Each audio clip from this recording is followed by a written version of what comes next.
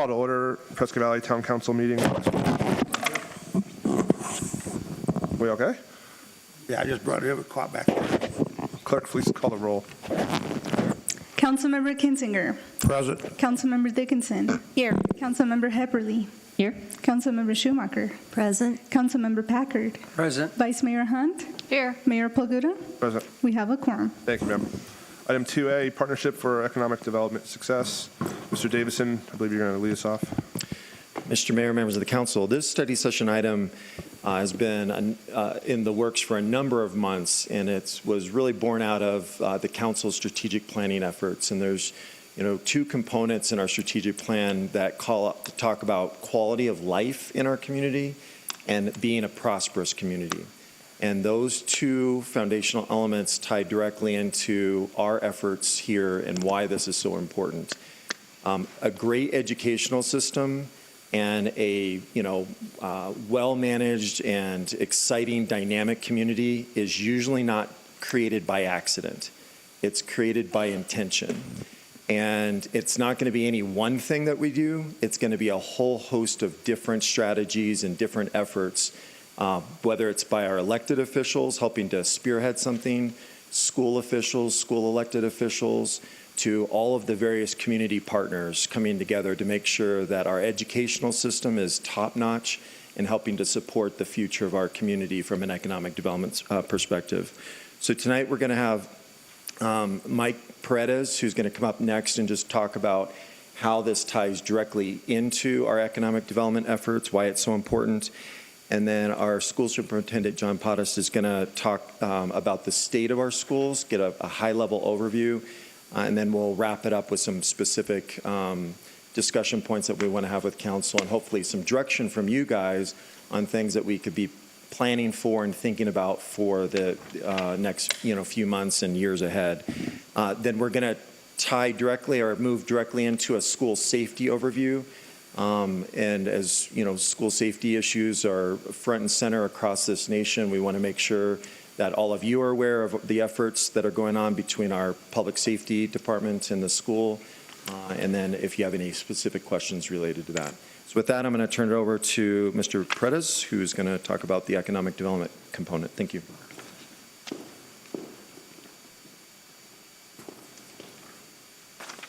Mr. Mayor, members of the council, Mike Paredes, Executive Director of Prescott Valley Economic Development Foundation. Thank you for having me here today. Just wanted to take a couple minutes and talk to you about, as you know, in economic development, my job is to create jobs. My job is to, the office job and my board of directors is to create the base jobs in manufacturing for our town, our city, and this region, formulate partners around the region to relocate companies from out of state and establish them successfully and retain them here in our region, specifically here in PV. I'm here today to talk about how the importance of having a great education system along with a great workforce system is very important when it comes to economic development. When I do have the opportunity to meet with company CEOs, plant managers, owners of companies, small or large, where it can be a company of 5 or a company of 50 or of 100.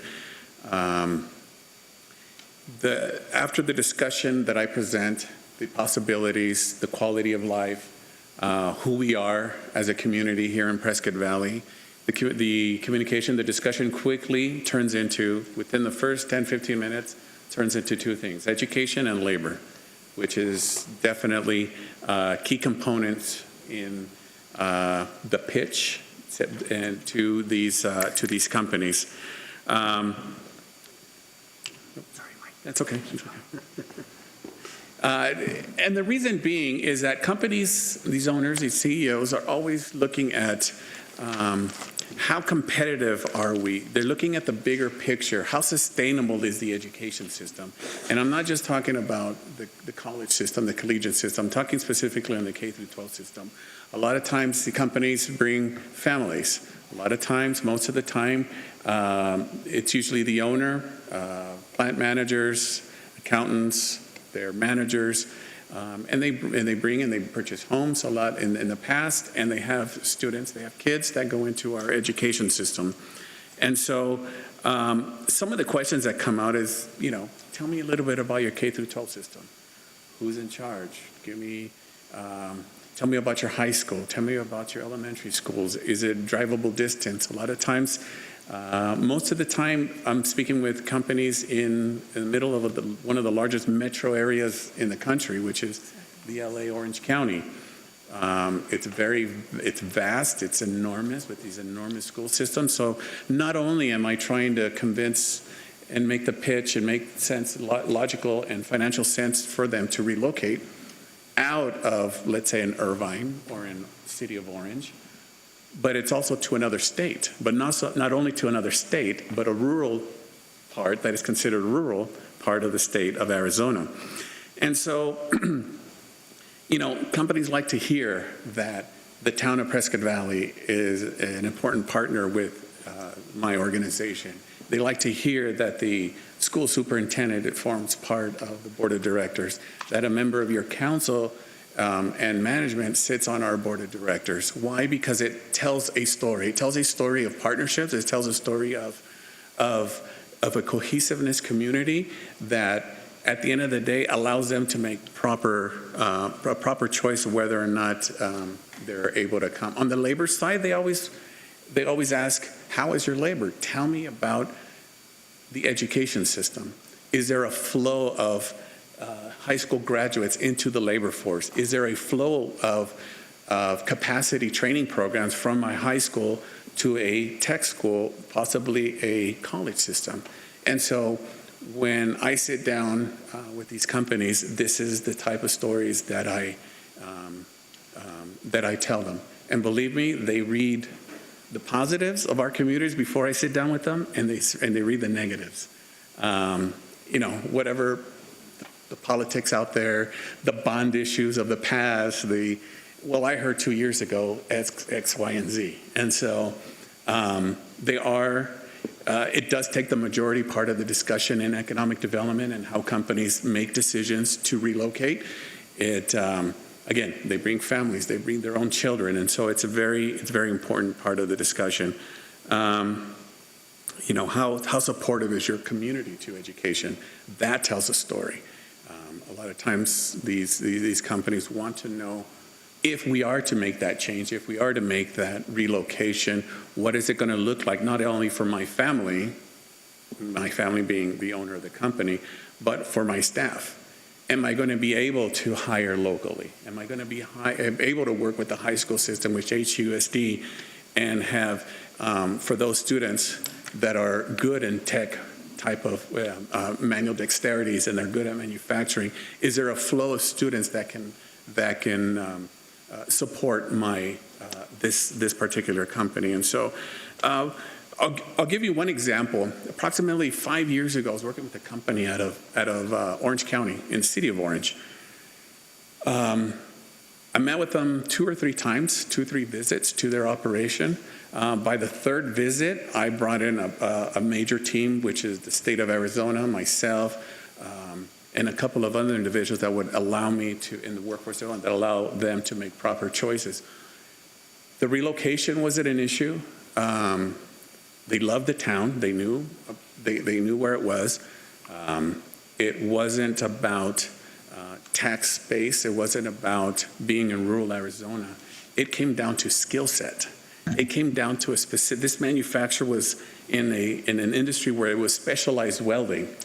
So when speaking with the then superintendent and then also the then directors at the college, they wanted specific types of welding for this specific type of industry because they had a niche in the country and they were shipping products out overseas as well.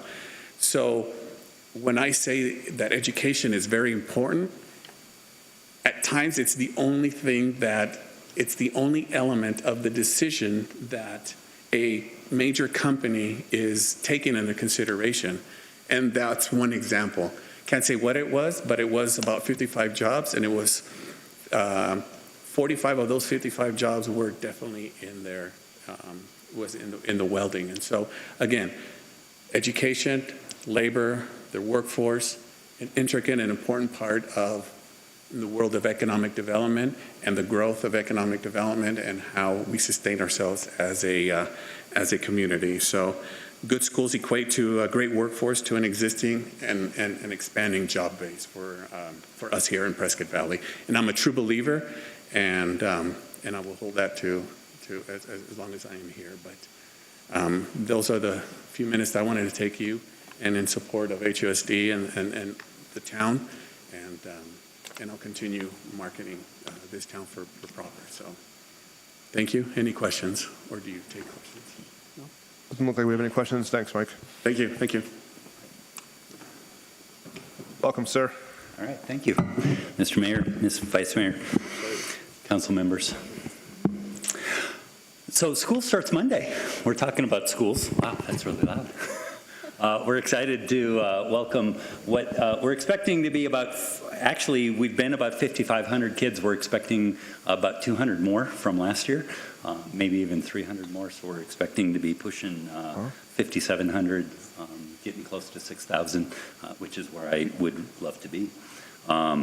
So when we're talking about education, I appreciate Mike, in his comments, and you guys probably know, but I just need to say, what we do in education is so connected to a vibrant community. We have 5,500, maybe 5,700. We'll see who actually shows up on Monday. But we're the largest school district in Yavapai County by a significant amount. We have about 750 employees in our school district. We're the largest employer in Prescott Valley, and we're the second largest employer in Yavapai County. So when you talk about an economic driver for the community, when you employ that many people and you're the largest employer, you are an economic driver, whether you want it or not. And our relationship, the relationship between the town and the school district, because of that, we are so intertwined and so connected there. Starting, I want to talk about a couple of the strengths that we have. I think the strengths that our school district has is our staff. We've got 750 very highly trained, highly qualified people working with children every day. We have great partnerships in our partnership with the town. I appreciate, the mayor and the work that we've done over the last 2 years, and Gilbert and all the work that we've been trying to do to develop this relationship. I think we've got quality schools. When you compare us to schools across the state and across the nation, I think we produce some really good quality coming out of our schools. And we've got a great opportunity. I think our last strength is we've got a great opportunity for future growth. We've got some great things that we can be doing. I was here last year talking about personalized learning. I think that's one of the areas that I'm really excited about growing into and creating that environment for our families and for our students. We do have some areas that we need to work on. I think one of them is we have a great staff, but we're short staff. That's not unique to us.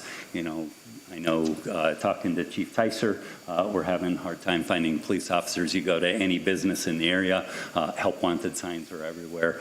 We've got huge help wanted signs in our district, from bus drivers to aides to teachers and everything in between. I think the last couple of years have been tough on kids, and we're dealing with some social issues that have always been there. They're just a little more magnified right now, and so those are some of the things that we're trying to work through.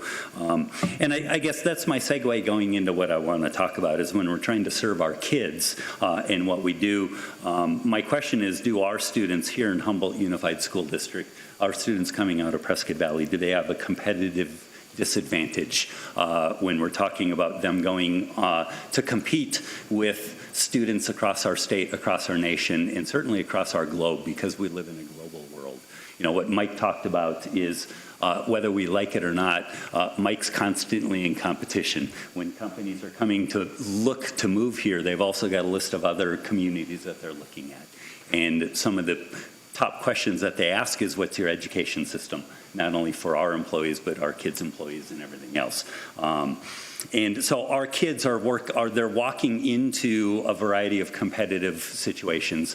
My question is, are our kids at a competitive disadvantage? I want to walk through a couple of funding things with you. And this first one shows that starting back in 2007, which is the left side of the graph, up to 2019, funding that has come to school districts there's two types of funding that I'll get to in a second, but this is capital funding. And you can see the blue line is capital funding that went to charter schools, and then capital funding and what had happened with K-12 public schools. And there's a huge disparity in the amount of money that the state has given school districts, cutting K-12 in the capital funding, whereas increasing charter school funding for capital needs. For HUSD, if we take a look at that time period, and this is based on formulas that the state came up with. The state has formulas that they plug. It's based on the square footage of your buildings and also includes the number of kids in your school district. They've got this formula. The first column is the fiscal year. The second column is how much in that chart simply represents HUSD, Humboldt Unified School District. The second column is how much we should have gotten in any given year based on the formula. The third column is how much we actually received, because that's that orange line that goes down. That what they actually did is cut funding over time, even though they were supposed to fund us to a certain formula level, they didn't. And I just wanted to highlight, for example, 15-16, that's not a typo. What we should have received was $3.6 million. What we actually received was $300,000. So we were cut short $3.2 million. So in 15-16, we were expected capital, this is capital funding, and that's everything doing with our buildings. So in 15-16, we were expected to maintain 450 air conditioning units in 10 buildings. We were expected to maintain cleaning and everything that you would expect that you would do to maintain a building. We were expected to do that for $300,000 that year. Needless to say, when you add all of that up over that decade, HUSD was shortchanged almost $20 million in state funding that we should have received. Because of that, there are certain things we have always prioritized children in the classroom, and so we prioritize children in our classrooms. We have teachers every day. That's where we put our priorities. That's where we pay. In these years, we simply just didn't do anything. We didn't fix windows. We didn't fix AC units. We didn't fix any of that because we just couldn't afford it. We've got $20 million in deferred maintenance that really is still there. It's never gone away, and it just continues to accumulate. If you don't know, funding in Arizona, there's two ways that you can get money. One is the state funds, so the state gives school districts money, and that comes, I showed you capital, that's the second type of funding that we get. The first type of funding is maintenance and operations, M&O. Most of M&O is people. 85% of our M&O budget is in staff salaries.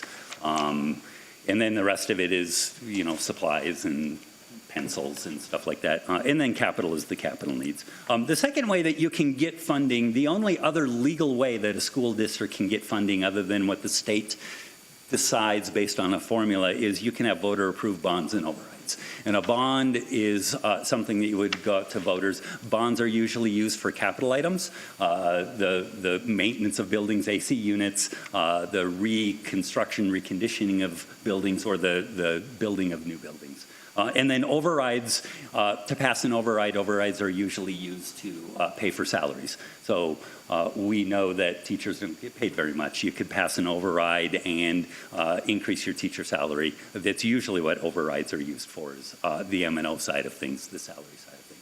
So legally, those are the only two ways that we can raise money.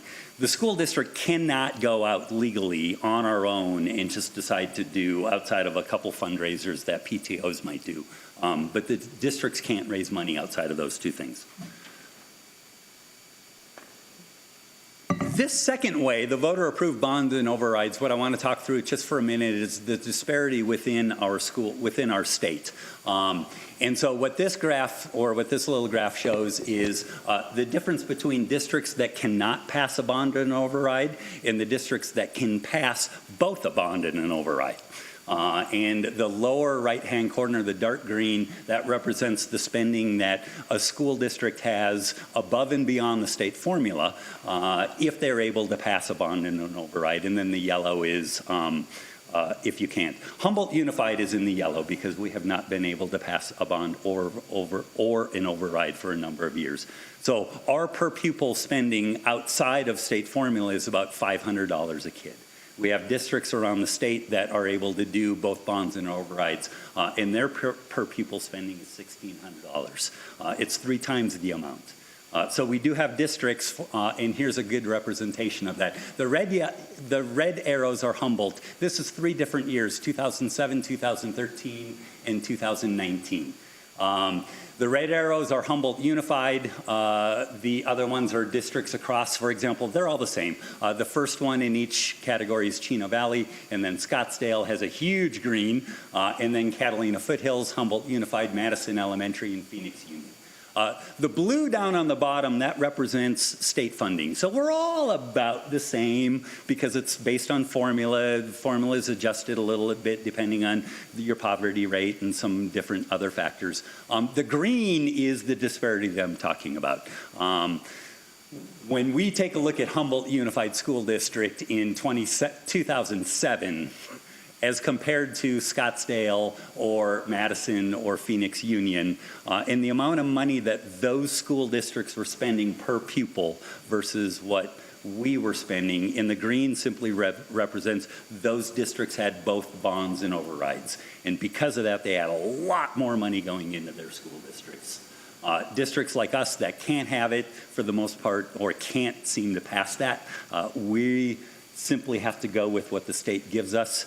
But my question then goes back to our kids. It's not a question anymore. When you look at something like this, our kids are at a competitive disadvantage when you're talking about they are competing with Scottsdale students and Phoenix Union students when they're competing for jobs in our state, when they're competing for places in our colleges, and when they're competing in a global marketplace. So, that's kind of the state of where we're looking at as a school district, and it's a segue into some of the things that Gilbert's going to be talking about on some considerations on what our partnership might look like and how HUSD and the town can continue to work together to make this more competitive for our students. So, that's all I have right now. Any questions? How do we request to speak? Can we do that? Councilman?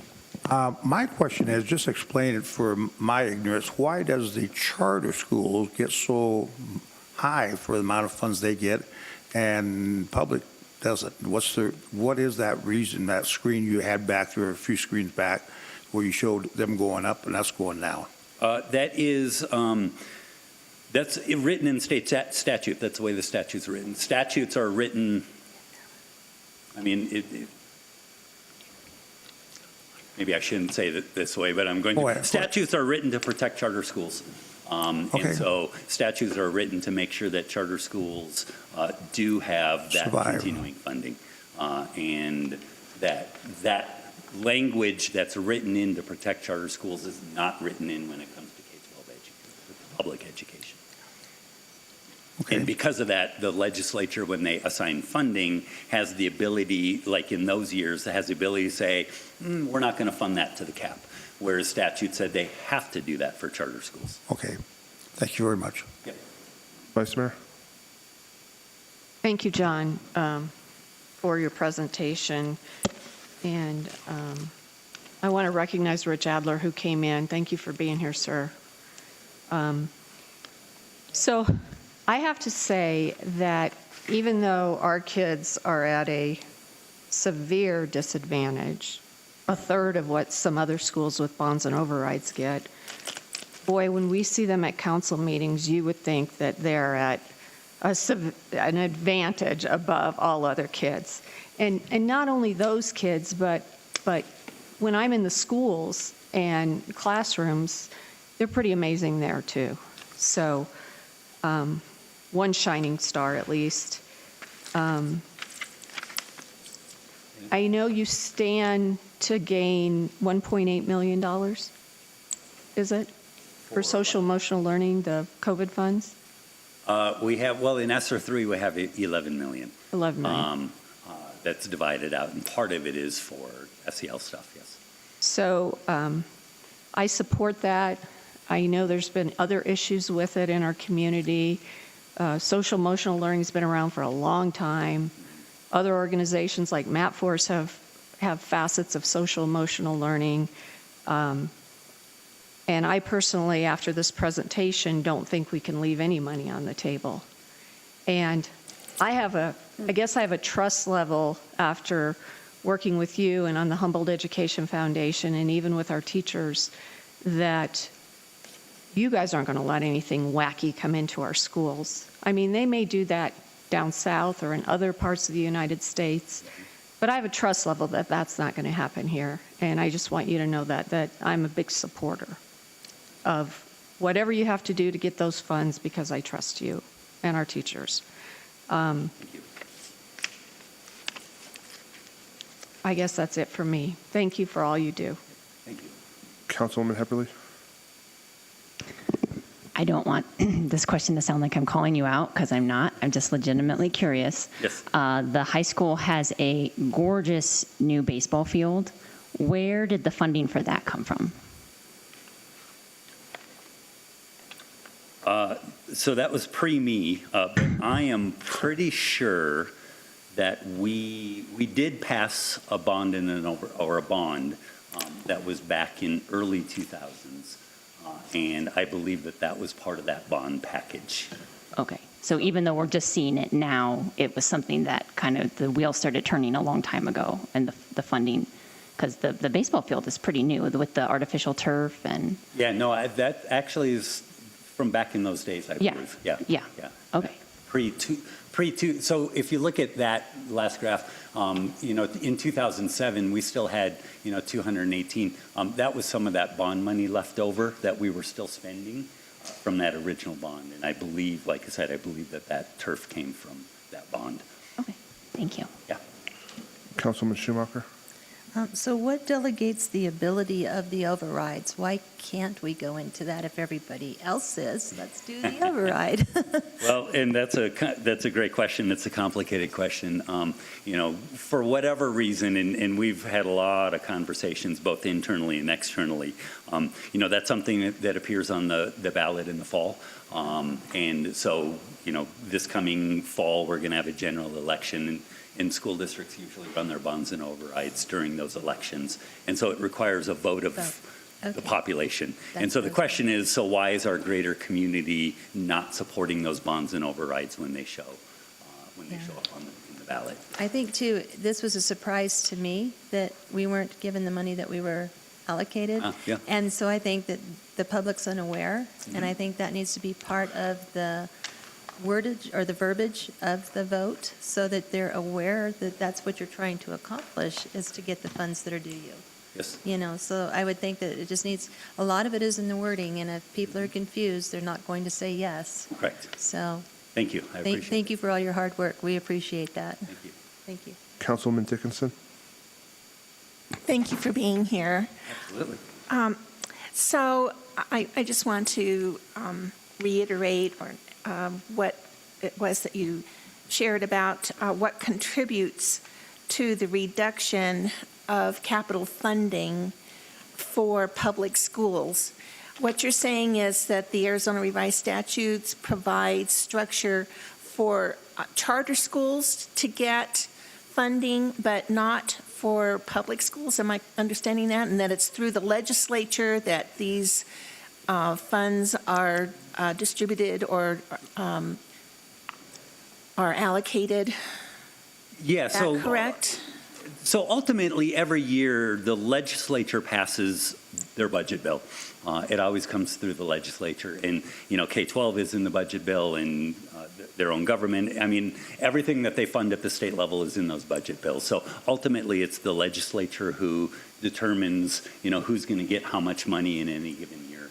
And so in those years where, public K-12 education was cut out of that. That was just part of that budget process that ultimately, whose idea was it originally? There's a lot, like with everything with politics and budget, there's a lot of conversations that, take place. But ultimately, when the legislature passes their budget, the legislature passes a budget for K-12 education. They pass an M&O budget and a capital budget. And in those years, the budget that the legislature passed had those significant decreases in their budgets for those years. Okay, so they were just decreases. They weren't necessarily, money was not allocated initially and then removed to put into some other pot for another project, is what you're saying. And I don't know if that was the case. I just know that when you look at that first column, there is a formula that the state has that says when you're talking about both M&O funding and capital, that you're going to use this formula to determine how much districts get, and they chose not to follow that formula in those years. And I don't know the behind the scenes on whether they just cut it because they wanted to cut the budget or if they cut it to reallocate somewhere else.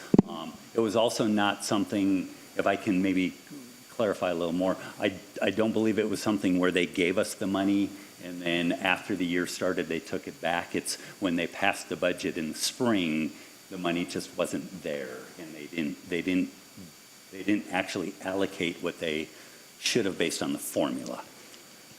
So you have lobbyists that go down and, obviously approach the legislature with these statistics. And so, I'm kind of in the same position as Kendall over here, kind of wondering why this happens that way, because it seems like there's a lot of disparity. Yes. Between the charter schools and the public schools when it comes to the allocation of the funds. So let me ask you this. I believe that it was Proposition 208 that you were to get some windfall from the sales of marijuana in our state. Has that materialized? No, that lost in a lawsuit. So that was found to be unconstitutional. So those proceeds coming out of 208 are not happening anymore. I see. Okay. Thank you. Yes. And in fairness, if I could, Mr. Mayor, Absolutely. To your question. So in fairness to the legislature, starting in 2020, the state did start to refund the orange line, the public schools line. And so as of this year, that is what the state keeps on referring to it is that capital funding is fully funded now. But what they define as fully funding is going back to where it was in 2007. So we are, quote unquote, fully funded in our capital now as of this year, but it's how much we got back in 2007. So, just wanted to clarify that. They have given us some additional money on that. Vice Mayor.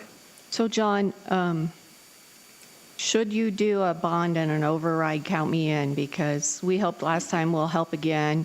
I think it's so important. We just need to hit the ground running on day one that we can start running and get out and knock on doors and use all of us, because it's so important. Thank you. Thank you, sir. Thank you. Appreciate you. Thank you, John. Mr. Mayor, members of the council, this is, if there's any additional questions, conversation about the importance of this. And what we want to stress, the mayor and I had a meeting, this was, it seems like years ago, but it was a few months ago, with a number of developers who have a great interest in continuing to invest in our community, make sure that we have a great community that's attracting, new businesses and families to the area. And we were talking about, and we had the superintendent there to really kind of give this same overview. And the takeaway is how can we help support, how can the development community, so when new homes, new multifamilies coming in, if every new developer were asked to give a contribution, they felt that, all of them would be willing to do that. So that's one thing that we have been kind of toying around with is, by state law, we can't require a fee, so you cannot implement an impact fee for schools, but there can be voluntary contributions from the development community, and it's in their best interest because hopefully they're going to sell their homes to families and individuals that want to have a healthy, dynamic community that's got a bright future. And so having that investment back in the schools. So that's one that we've been talking about and trying to look at how we could implement that with all of the new things that are coming in. And I think when we talk about bonds and overrides, oftentimes the story that gets told is, well, my kids are all grown up, they're out of the house, why do I need to invest? And when you think about, all the members of our community and our need to rely on healthcare, and that's another big issue that we hear often about is that we don't have enough doctors and nurses. This is tied directly to that. If we don't have a great educational system, we're less likely to attract new doctors, new nurses, new healthcare workers that are going to want to move into the community and move their kids into our school district. So what we're doing here today is just planting that seed that this is all tied together, and that all of our actions to try to invest and make our community the best of the best, it does start with how strong this school system is and what we're able to provide for our kids in their future. So if there's any questions or other direction that you guys may have. I just want to mention, Mr. Davison, that when we had that meeting with developers, we had a room, I think it was probably about 15 in that room, and oftentimes you're out in the community, developers are lumped in with a four-letter word, and that they're these evil people that don't care about the community. But when we brought this up, it was all heads were nodding, everyone was 100% on board, all these developers were saying, what can we do to make this better? And Mr. Pottis, they were looking directly at you saying, we will help you any way we can, because they recognize how important education is for our community. So I just want to make sure that's clear, that these folks, they are developers, but they also care about Prescott Valley. And I'm not speaking for developers all throughout the country, but the ones that we have here truly care for Prescott Valley, and they want the best. So that's important to note. If that's it. I had one more question. Oh, go ahead. Sorry about that. Can you give us the difference between the bonds and the overrides? Can you make that a little more clear as to what they achieve? So as the superintendent indicated, bonds are primarily linked to capital. So if you're going to go out and do a new athletic field expansions, build a new school, go in and do major renovations on old buildings. We're going to be talking about school safety in just a little bit. This is going to be a topic that will eventually come up because we have some older campuses.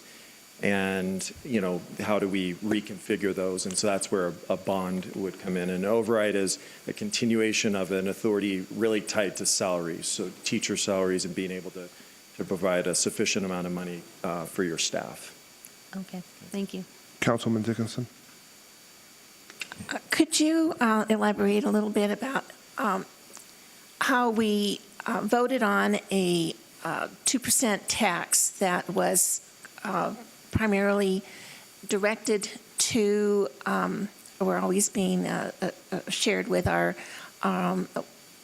financial director, Katie Pell, shares with us, as well as, and to think of the other director, but anyway, there's always we vote on a certain percentage of money to go toward a certain project, like the Viewpoint construction.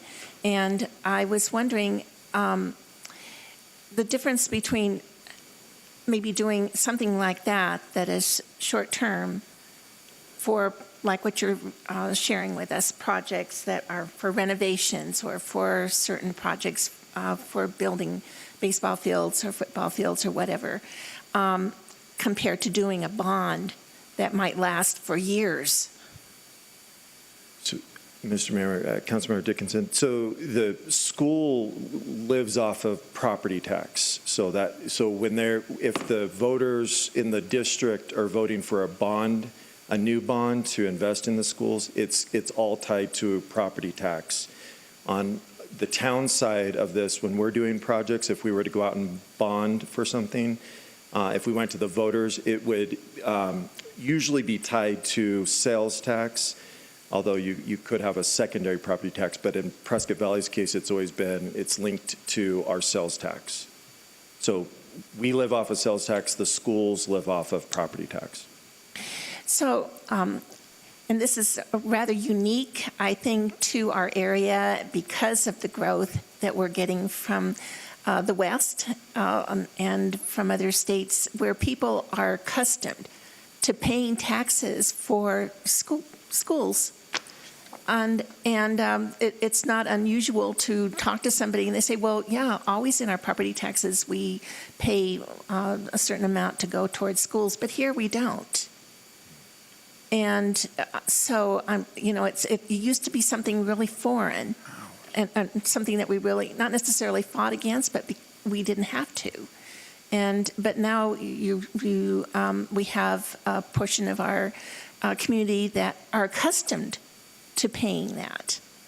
So it's not like it's a new idea for them, but for us it would be, and it would be kind of a coming to terms together for a discussion of that. That's a good point. Is that something that, am I off base in bringing that up? Well, I think part of why we're doing this is one, to make sure that the elected officials are engaged in part of that conversation, and whoever's listening here today, and as we talk about the future of our community, is how do we better educate the community about what color of money is going where, and how does all of this work, and the realization that nothing is for free. So, if you want good infrastructure, you want a good school program, there has to be investments coming from somewhere to help make that happen. Okay. Thank you. And Mr. Pottas, I know you're not at the podium, but we've talked a little bit about this as well. And Councilwoman Schumacher, you brought up the bond and override. Everyone in this room and everyone at home needs to realize that there's certain portions of our community in Prescott Valley, one being Jasper community, that is in the Prescott Unified School District. And those individuals will not be voting for Humboldt Unified School District. So I know we have some staff members that have homes there. They're going to have families there.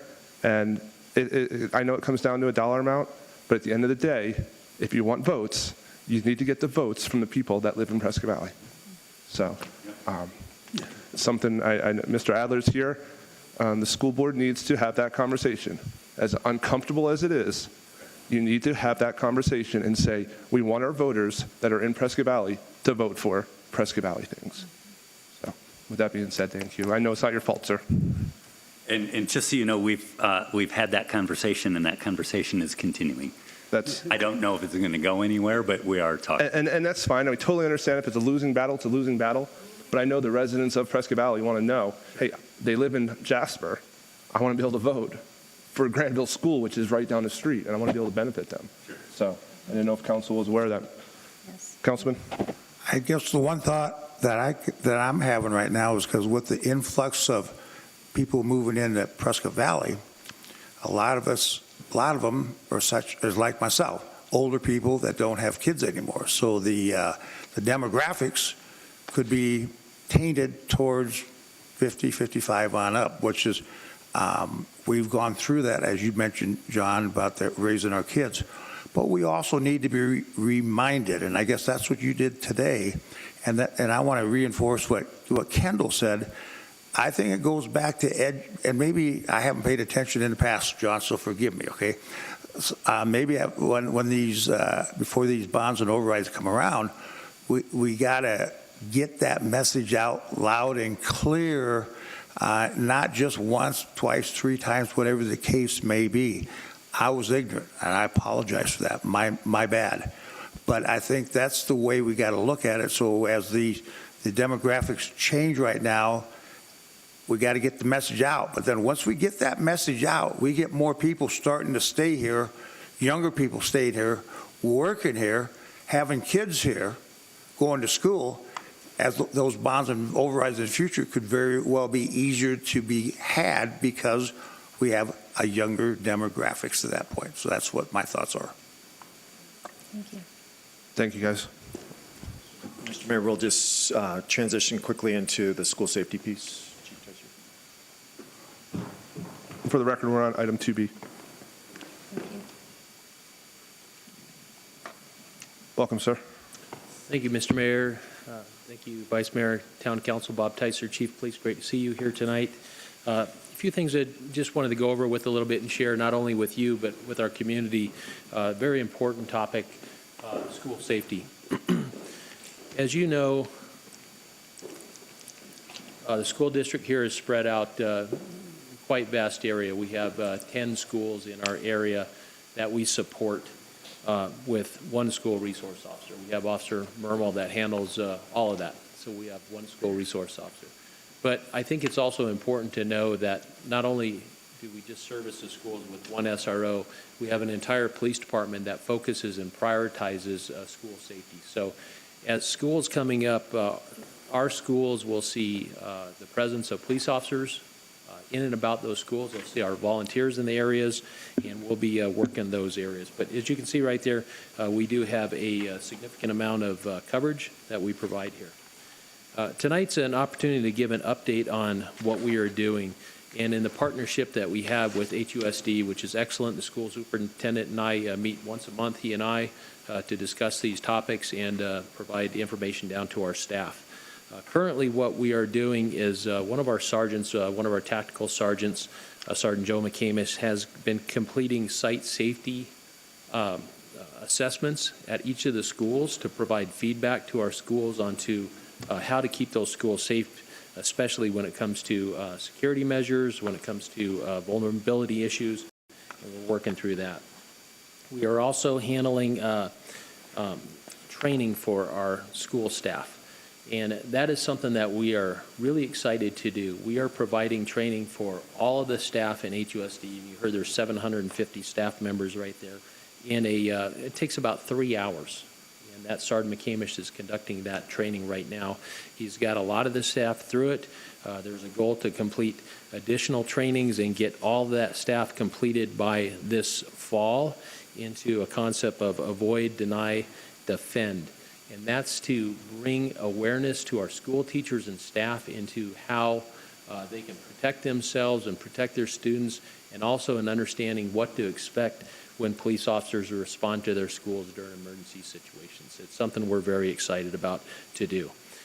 Our police officers on our department here have all been through some type of response training, active shooter training. They get that in the police academy, and they get it through their training as a police officer.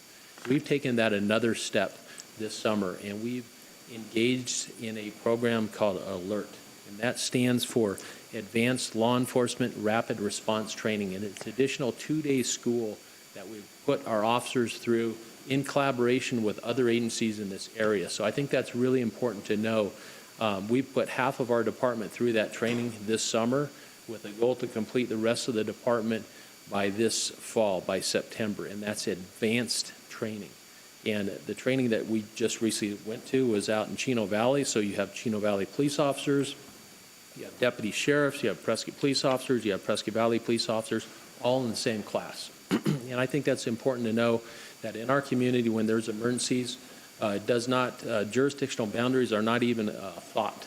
Our officers come together and they're able to respond, and they understand their tactics together. So we're spending a lot of time in that area. We've also sent our sergeant that oversees the program, Sergeant Lawrence, and Officer Mermel to the National SRO Conference, which we do annually to make sure they're up to speed on all the national conversations that are occurring when it comes to school safety. So we're working through that. Communications. We are working on a grant with the school district to provide police radios into our 10 schools so that we have a very direct and quick link to our dispatch center, so our schools will be able to get on that police radio and make that call so that our officers can be there very quickly. So we're working through that.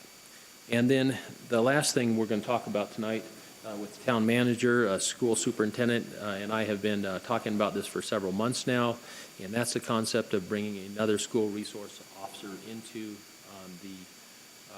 the school district to handle the middle schools.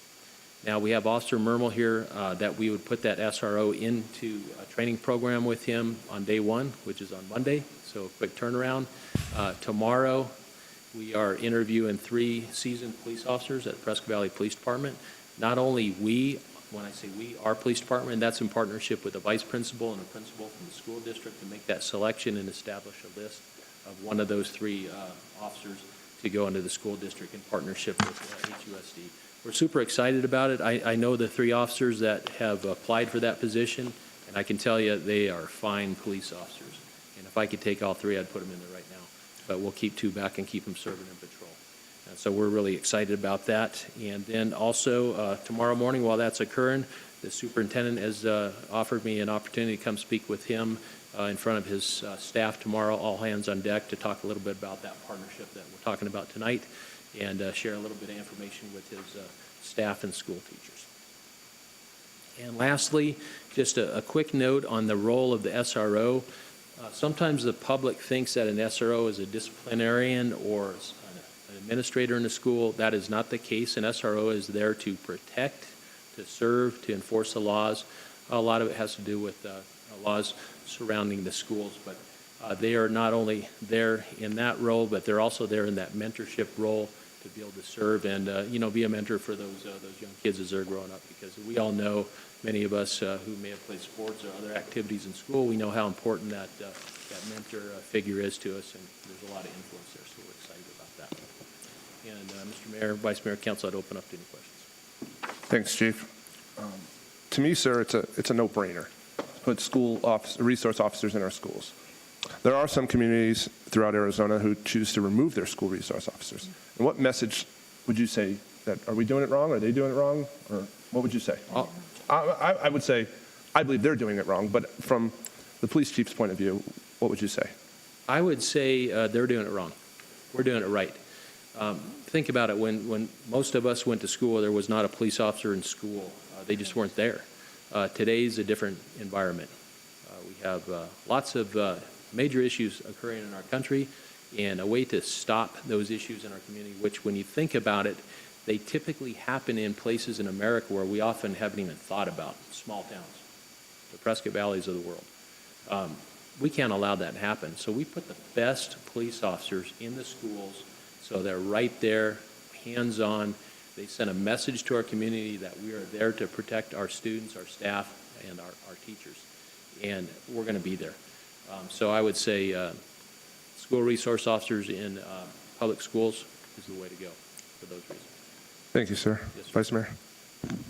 I have to give a shout out to Officer Myrtle because he's amazing, and I always hear great things about him when I'm in the schools. And he and his wife are school district family, and that's to be commended as well for their devotion and their love of their jobs and the kids. So I'm very excited we're getting another school resource officer.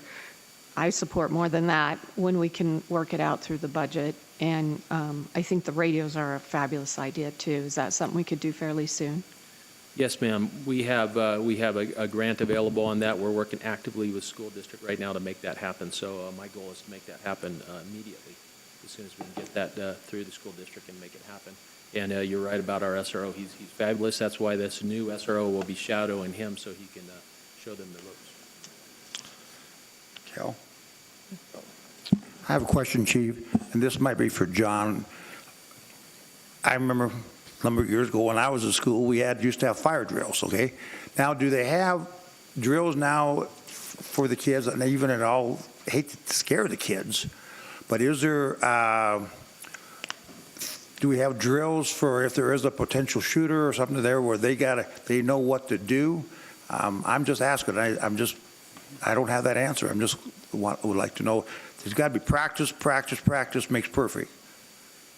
Yeah, absolutely. And yes and no.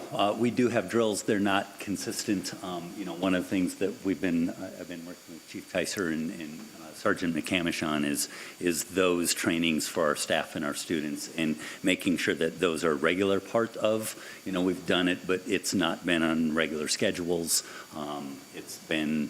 And with the last couple of years, it's been unique in the fact it's been a couple of years since we've done something. So we are coming up with a process to do. Our goal is twice a year, just like we do monthly fire drills. We do two, And there's certainly, we don't want to scare kids, but it's Right. also a reality. And, there's certain strategies that you can use with kindergarten students that you wouldn't necessarily use with high school. So that's part of Right. the work that we're doing too. With So I would assume it goes back again that you say, well, there's going to be a fire drill sometime, maybe in the next week or 2 weeks, you go back to, we're going to have a drill. Let the kids know there will be a drill for if there's a potential shooter or whatever again, but let them know that it's just going to be a drill. But let's just see how it works and make sure everybody's going where they need to go. Mr. Mayor, if I can, that's a really good point because we've had a lot of discussions, and I know, is Sergeant McCamish here? No, he's not. No, but so, one of those questions, because unfortunately we've learned a lot about school shootings as school officials. Right. That's a sad reality that we have. But part of what we've learned with school shooting is we went through a period where we did these random drills, and some of these bad guys learned that, and so they pulled fire alarms to make people think it was a fire alarm. Okay.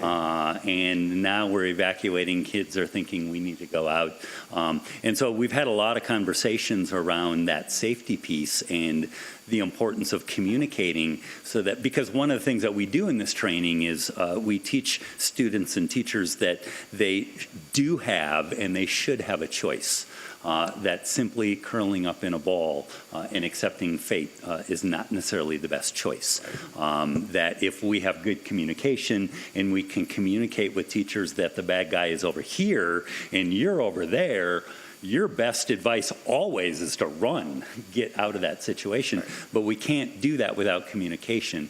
And we can't do that if we're not letting kids know that we're in a certain situation that you need to start making decisions, and our teachers. So there's a line there that we always try and walk on, but you make a really good point. Well, thank you.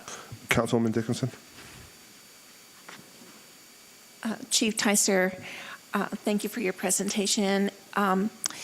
So I think I understood you to say that there were also volunteers that were going to be assisting on the campuses. Will this include veterans? Mr. Mayor, Councilor, when I was referring to the volunteers, I was referring to the police department's volunteers, the volunteers in policing. So they're the ones that are out in the marked volunteer cars, and we're asking them to be in the school zones, in the parking lots, getting in and out of the school. Oh. So, no, it wasn't part of any veterans program, just the police department's volunteer program. Oh, I see. Okay. So, we have committees that we meet periodically for emergency preparedness within our community, and as big as a community as we are, we're still a small town, and we, whatever emergency we have, we always come together as a community, and so is this going to be? Is any of this training, will that evolve into including the community as well, as far as participating in being prepared for some kind of emergency of this nature? For example, homes that are nearby, can they be alerted if we have something like this, be designated as safe houses, to run to, or businesses that are skilled people who use guns, that they are contacted, like a telephone chain, things of that nature that would include those people, that so that there isn't this, because we've learned from these other communities how chaotic it gets. And if we have some kind of orderly manner in which a place for them to go to, for a safe place, rather than just running out into the yard and not knowing where to go, and people coming in from areas but not being designated as to, okay, you, like a grid, you're designated these different areas, and these are trained individuals, and maybe working with them, extending this training to members of our community. Mr. Mayor, Councilor, that's a really great, excellent question and suggestion. Part of what Sergeant McCamish is doing with this assessment and the vulnerability assessments, because each school is so unique. They're all designed differently. Yeah, They're yeah. different neighborhoods. They have different geography around them. So that has a lot to do with working with the school district as to where we can get our staff, students, and teachers out to safe areas. And that may be in a neighborhood, that may be in a field. So these are the conversations that the superintendent and I will be having to make sure it's not just locked down to that geographic school, because it does extend out. So it's a really good question. And the second part of that, my second thought on that is, traditionally, American law enforcement has been a little bit safeguarded about what we do. We do have to share a little bit more about what we do. And that's why it's so important tonight to talk about what we are doing for these trainings. We're sharing what used to be secrets and tactics. We're sharing that with the teachers and staff now to say, here's what to expect from police officers when they come into your school during an emergency situation. We are now changing that, because we understand it's not just the police department, it's the entire community to keep our students safe. Absolutely. I mean, we were all stunned as to what has happened over the last 6 months in a number of our schools. And it's just, there has to be a better way. Just has to be. Thank you so much. Councilwoman Hepperly? I apologize again. I don't know why I'm coming up with all these devil's advocate questions, but with the staffing challenges, you're feeling pretty comfortable pulling someone off of the road, and you don't feel like it'll put too much of a strain on patrol? Mr. Mayor, Councilor, that's an excellent question as well.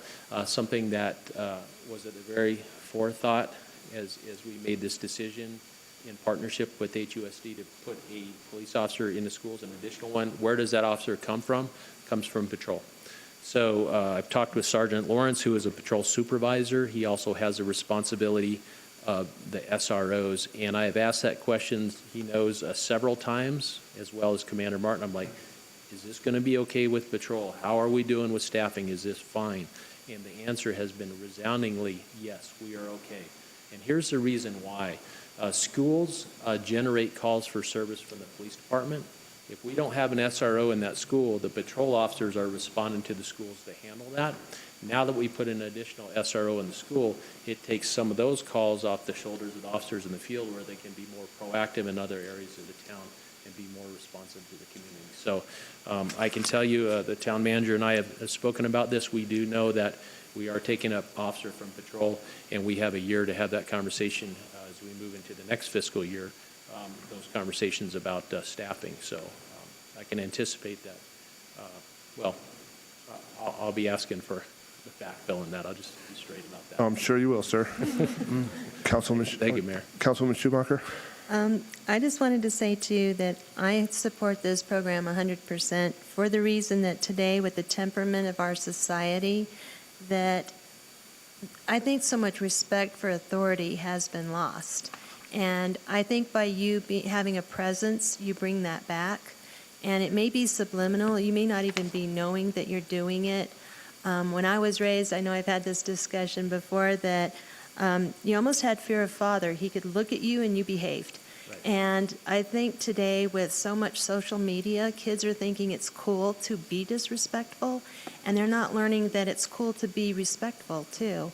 And I think you're teaching that, and just having that presence being available in the schools will help more kids stay on track, and we're going to have a better society in the future, hopefully less crime, so it won't be such a burden to have the officers in the school, because they won't be responding to the violence or the problems outside of the school. So I think it's an amazing program, so please keep going. Thank you. Thank you. Councilman Kinzinger? Chief, one thought that I have is I belong to a couple different veteran organizations, VFW and American Legion. We have talked about this in informal meetings, and there's a lot of retired law enforcement people that do work out here, or that do live out here, I'm sorry. They have said in the past to me that they'd be willing to volunteer at these schools during the day, whatever the case may be. There's enough of them around. Is it possible, when you're looking for volunteers of the community, first of all, if something's put in the newspaper, put out on news, on a radio station, whatever, you are going to be having a class for anybody that's interested in it. Come to some type of a class with the PD department as volunteers. they're willing to come. And I just think that there's enough people out there that could help without shortchanging you at other places and take advantage of the resources there. We're retired, we need something to do, so take advantage of us. Mr. Mayor, Councilor, that's a great point. I was told just yesterday of one particular agency where there's 100 members of that organization retired in this region right here. That's just one agency. So Right. I would guess there's a whole lot more than that in the area. The superintendent and I, we will have that conversation. Whatever he wants, if he wants veterans or he wants other members to help with that security, our department is more than happy with the tactical officers we have to provide those trainings to whatever he would Okay. like in there to make Okay. that area safer. Okay, thank you. Yes, sir. All right, sir, thank you. We're going to be moving on to item 2C for vote. At this time, I'll entertain a motion.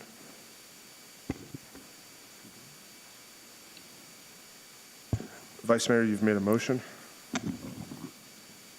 Mr. Mayor, I'd like to make a motion to sign an intergovernmental service agreement with Humboldt Unified School District for 2 school resource officers with costs to be shared equally amongst the 2 of us by electronic vote. Can I have a second? Councilwoman Dickinson, you seconded this. Clerk, please call the vote.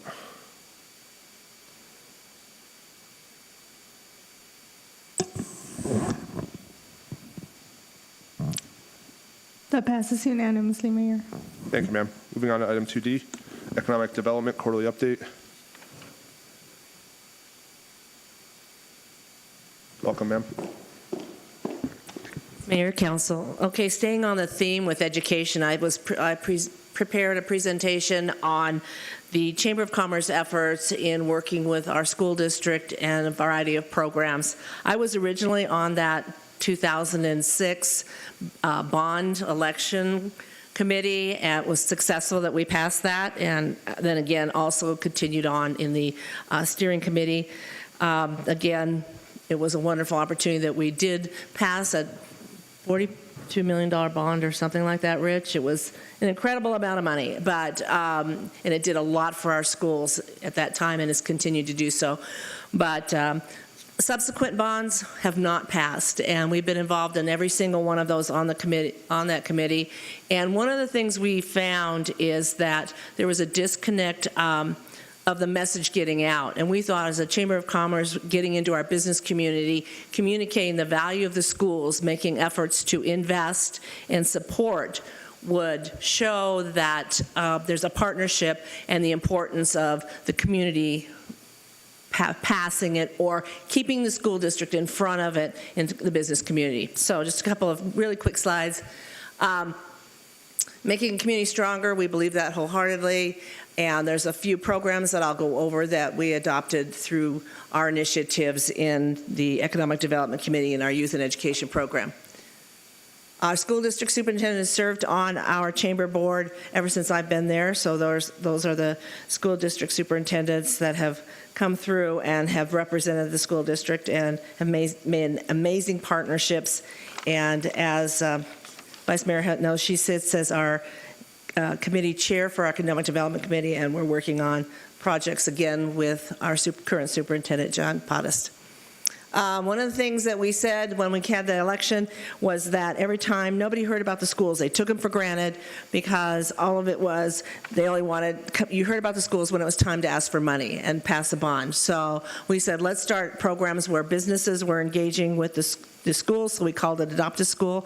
It also morphed into ecumenical, also the faith-based community adopted schools, but we are now pushing that again to the forefront. It was kind of taken a little bit out of our hands during certain administrations, but we're taking it back to make sure that we are connecting business with schools. The students that go to the schools and the teachers are either married to, have parents in business, working for businesses.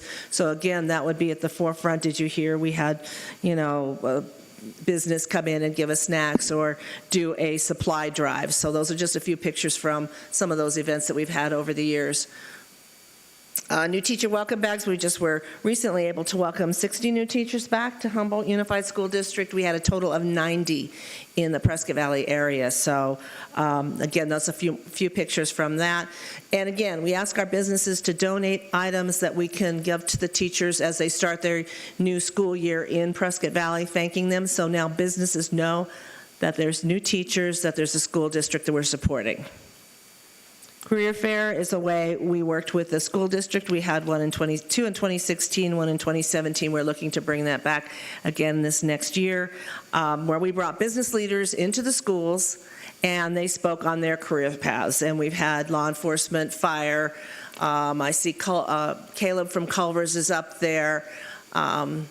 A pharmacy, Amy was a pharmacist. So again, variety of career paths. They picked what they wanted to go. They spoke to individuals in those particular areas and learned what they should be doing. But as also, those people were also actually engaging with the students in the schools. So that was a wonderful program that we're going to bring back. And then, of course, the scholarship program where we raise money through our raffles and our 50/50. And I did a little work and found out that we started in 2015 and we've awarded like $19,000 since then. So that's pretty good. So again, that's an investment in our students' continuing education, and many of them have continued to Yavapai College, which is an investment in the economy here too. And then a Community Excellence Awards, if you were there in attendance last month. We have Student of the Year has been selected since 1998, and then in 2015 we started recognizing Teachers of the Year, giving them the unsung accolades that they so deserve. And so those are a few pictures from some of our past recipients. Again, they're in the newspaper. The teachers, the students are showing what an exceptional school district we have, so we've been carrying that forward. And then I served as a founding board member and the first president of the Humboldt Education Foundation, again, an organization put together to serve our school district and our teachers and students. And that is it. But do you have any questions? Awesome. Thank you, ma'am. Doesn't look like there's any questions. Thank you very much. Cutter Chamberlain, I believe you might be up.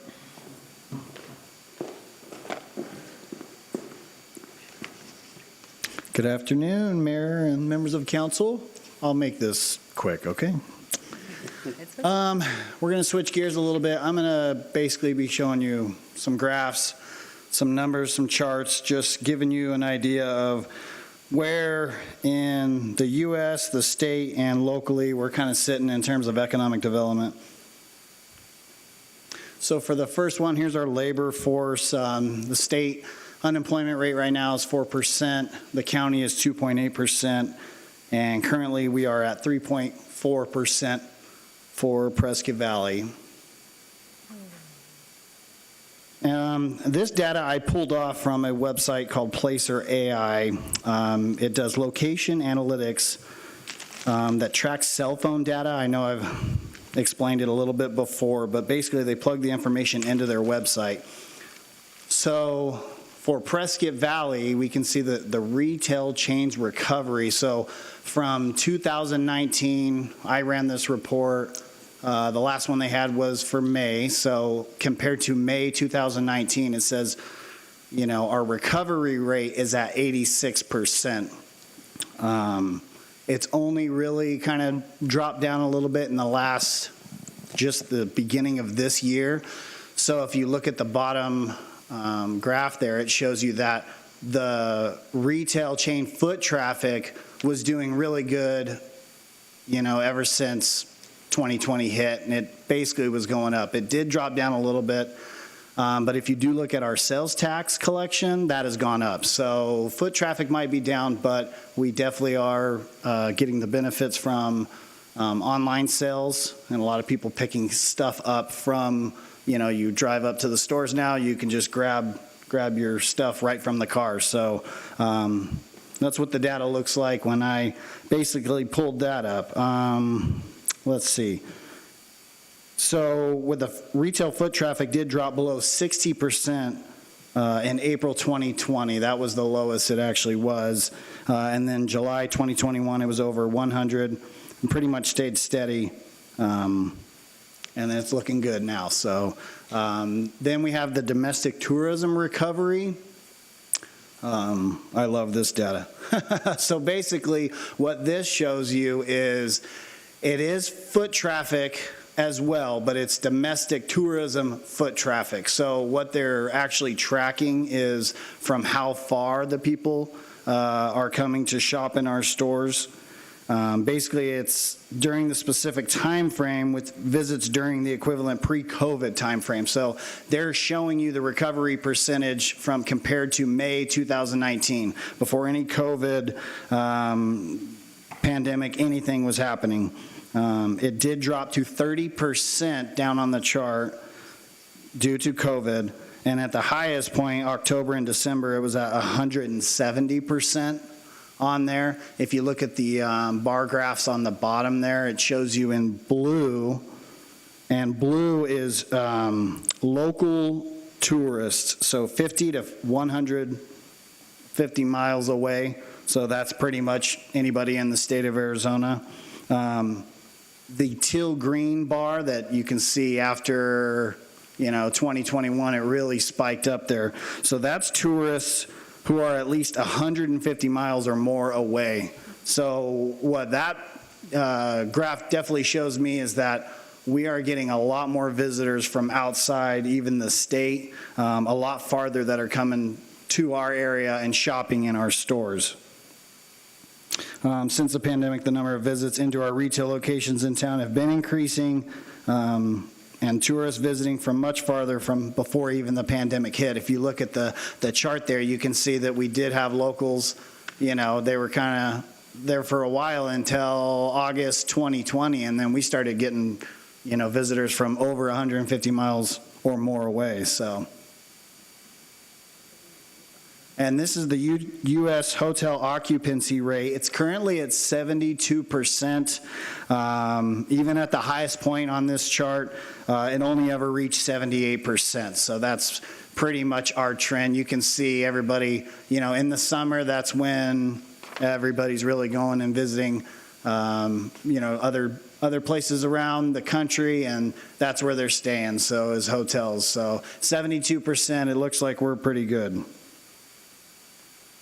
Here's another one. I really thought you guys would like this data. This is seated dinners. So this data shows percentage change of seated dinners at restaurants from the same week in 2019. It puts Arizona at 23% compared to this same time in 2019. Phoenix metro area at 16%, and the whole U.S. at negative 0.9%. So Arizona's really doing good in terms of restaurants and seated dinners. Here's our inflation rates. Everybody, this is like the best topic I'm sure to bring up right now, but our inflation rate is at 9.06. The last time it was this high was in the 80s. So you can see the map on the side there. It shows you the states colored in yellow are the states that have the highest inflation rates. This is our tax privilege license for the fiscal year. We've done it since 2016, showing you the data. The percentages at the bottom there are what the increase for just these three, not our total tax, not including construction or anything, just what we basically monitor in terms for economic development, so retail, restaurant, and hotel. The green bar is the total between those three tax collections. So just this last fiscal year, we collected $26,918,421. So that was a 12% increase. We did have a huge increase from 2020 to 2021, and then slight, it wasn't a decrease, it was an increase from what we collected. It just wasn't as large of a jump. And this is our tax collection month over month. So we kind of break this out. We separate hotel, motel, retail, restaurant, and then we show our average. So even when you actually look at the hotel occupancy rates across the country, they're slimmed down a little bit. But if you look at ours, in this last few months, we've been doing pretty good. We've pretty much stayed steady.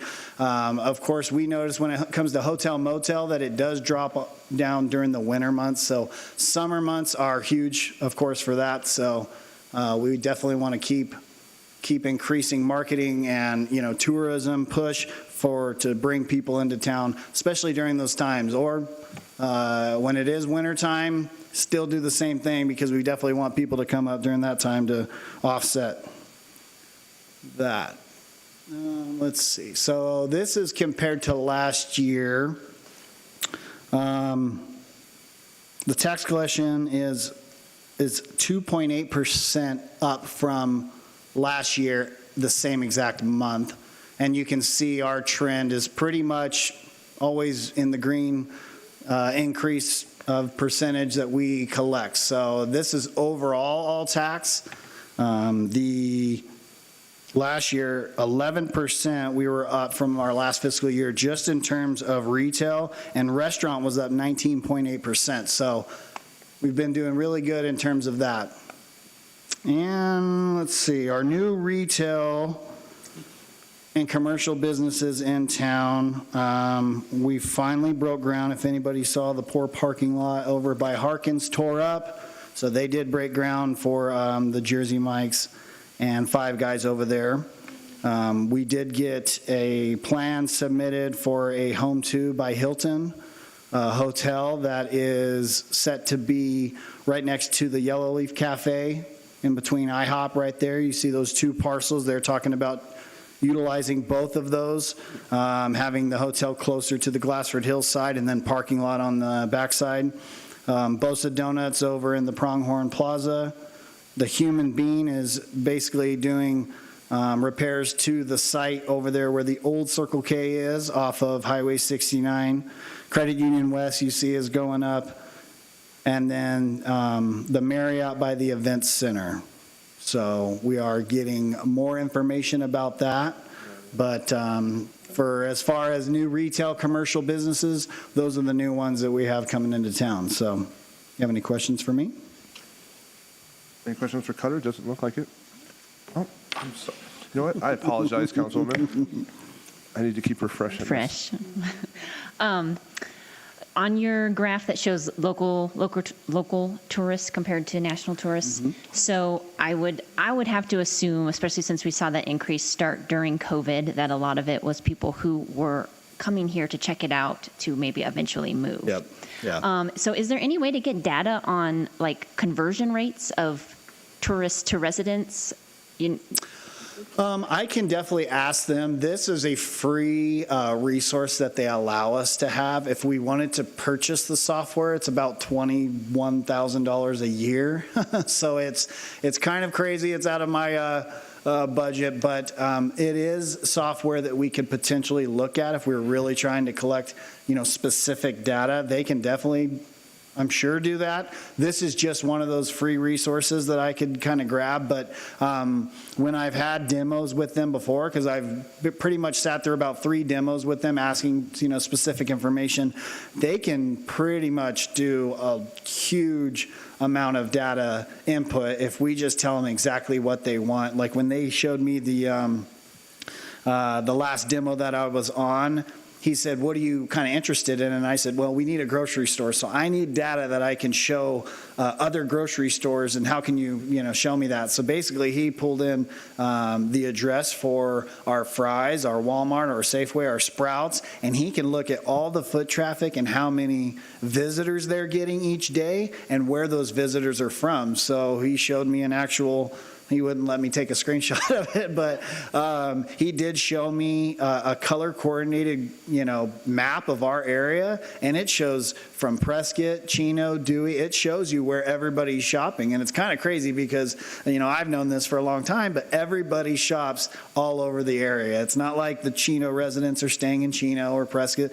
They're all over, because even if you live in Prescott, you might be working in Prescott Valley, so you're going to hit that grocery store up on the way there. So we can kind of track that a little bit more, but if we want to look at it, I have gotten the group from Prescott, their economic development, they do pay for it, so they've said before they might help me out. So we might be I able to was use them. Just because, it would just make sense if we all of a sudden started to see a drop in tourism, then it's not necessarily that, because we're still going to get the tournaments, like we're still going to get the sports tourism and things like that, but there may be a drop in tourism because the people who were visiting, now they live here. Well, and I had asked them a question before, because when I first saw the graph, I was thinking kind of the same thing, and I was like, are you guys basing it off of, their area code on their cell phone? Or is it California? Because a lot of people don't change their cell phone number, they just keep it. They told me no, that they actually look at the amount of time that they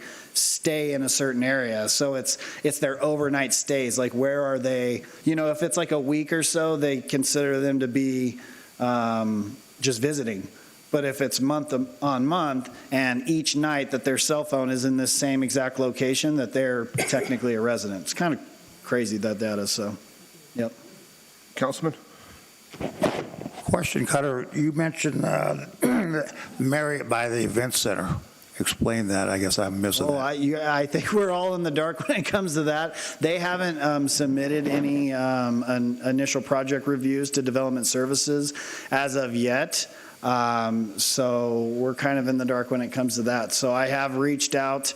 Of course, it is on Fain property, and Dane Beck from the Hampton is the one who's basically the forerunner, front runner of this. So I've reached out to both, just kind of waiting on getting feedback. That those signs pretty much just went up, I think, just this last weekend. So it's pretty fast. So I'm trying to get word on that. Well, Dane Beck was looking over here just about before pre-COVID, where Legato's going now. They were looking to build over there originally. Exactly. Am I correct? Yes, yeah. And so I do know that, it was a Marriott product that they were looking at putting where the Legato apartments are. When that fell through because of COVID, the Fains decided to go push through for the apartment building there. So I'm under the impression that it is basically the same product, same deal that they had going on before COVID. So I just wanted basically confirmation, same as you. So I did want to mention it just because the signs were out. Didn't want to leave that out or leave us in the dark. But I'm waiting to hear back from them. I did send a personal text to Ron Fain. He just has been a little busy, and he told me to reach out to Dane, and I did call him. So, Councilwoman? Hi, Cutter. Hello. So I know that we're talking about tourism. April sort of touched on this as far as the tournaments that come into the area. Has the new Wheelhouse tournaments, have they actually produced the tourism that we were anticipating? And also, I understand we have an outdoor summit that will be coming into the area the end of the month or so, or 1st of September. And I was informed the other night that they were anticipating between 10 to 15,000 people coming into the area. And I was just stunned because I had not heard that. And that's really, if they have their own internal idea of how many people come into the area, it is a first-time event, so I'm not sure exactly what they can base it off of, but I know that they are pulling out all the stops within their organization to do as much as they can for this, especially marketing. They're already putting billboards down in the Phoenix metro area, north specifically because of our proximity to there. So I know that they definitely, and they do have the following for their online presence with Signals AZ and stuff like that. So they do have the marketing side of things to be able to capture that audience. I just don't know how you would, basically gauge the amount of people yet, because we haven't had this event yet. They do want to do an annual event. I know that for sure. That's why it would be great to have this Placer software in-house, because we could actually see how much outside traffic came to that specific area. All we have to do is drop a pin on where they're planning on having the outdoor summit and track it during that weekend, and we would be able to see how many and where from. It would literally show us, like I said earlier, color coordinated of how many people from Phoenix Metro or around the state are coming to this specifically. I do know the Wheelhouse, They did have a few tournaments already when I actually have a son that did play hockey, and one of the tournaments they did, and it was packed. Everybody was pretty much booking all of our hotel rooms and having to go out into Prescott because there wasn't enough hotel rooms to get here locally, even bringing trailers and staying in their RVs. So, and of course, they were eating in our restaurants. So, we definitely did see an impact from that. The season, of course, because they're really primarily pushing on inline hockey. The season's kind of chilled out right now, but once that basically comes back in, I think they're going to do good. So same thing, if we had that software, we'd be able to track exactly from that location on where everybody's coming from. But I do know that the teams they had there were from Tucson, from Phoenix, they were from Yuma. So they were from all over the state that came just specifically to Prescott Valley for that tournament. So what is this software you're talking about? It's called Placer AI. Like I had just mentioned, it's a location analytics company. So they track the movement of people through their cell phones. So it's basically they take the GPS and they can kind of see where people are shopping. And a lot of economic development organizations use this data to try to basically convince a business or an organization to pick a certain site because they can see even traffic, they can monitor the traffic that comes, the actual driving traffic, and then foot traffic, because that's something that's really hard for us to kind of track on our own. We can definitely hire engineers to do actual traffic, vehicular traffic. ADOT puts out a study that I've shown you guys that data before of the highway. They track how many vehicles per day go on the highway. But actual foot traffic is really hard for us to, you'd have to have somebody basically out there with a clicker, but that's what they do, this software. It's pretty pricey. They basically base it off of your population. I gave them our population. They gave me a quote for above $20,000 a year. So it's, I wish it was like a month subscription and I could cancel afterwards and get the data I would need, but I just don't know. It's hard because, yes, I do want to, grab this data. I do want to look at tourism and retail and specifically for grocery store attraction, but that's just a big ticket item. So just to grab the data. That's why I'm trying to use some of our resources that we have in the region who have paid for it, because I think Chino Valley has it too, but of course they get a cheaper because it is based off of population. So, yep. Vice Mayor. Cutter, I know we've talked about before, but I just want to reemphasize, are we marketing to the tourist groups that come up here? Like when Parks and Rec sends a packet out to a tournament group coming up here, are we sending a sizzle piece with it that says, this is where you should eat, this is where you should think about staying, these are the things you can do in Prescott Valley? I don't know if Parks and Rec specifically sends out that. What we are working internally on, I have LaToya working with me closely when it comes to tourism. So we are doing a whole website revamp, and what we're looking at doing is creating it's called a splash page. And so our community services has that. It's a separate, looks like a separate website, but it's linked to our main website. So we are going to do that for visitors, basically a visitor center, visitor website. So what we want to do is set it up to where they can easily scan a QR code and find out where the restaurants are in town that they should go, where they should stay in terms of hotels, where they can go for shopping, what they need for sports stuff, anything like that. So we're looking at doing something like that and then basically attaching an app to it to make it very user-friendly. It's just basically, town of Prescott Valley has never had any kind of actual Visit PV or Visit Prescott Valley site. We've kind of always, used what Visit Prescott has had or the state, but we want to create one that's specific to Prescott Valley, kind of highlights what we have here in town. So that is a process that we're doing. But that's what our idea was, is to actually put it in a digital format, because print materials, of course, kind of going out the window, but have QR codes, have the website, and have the app. And then you could basically design your travel itinerary through the website.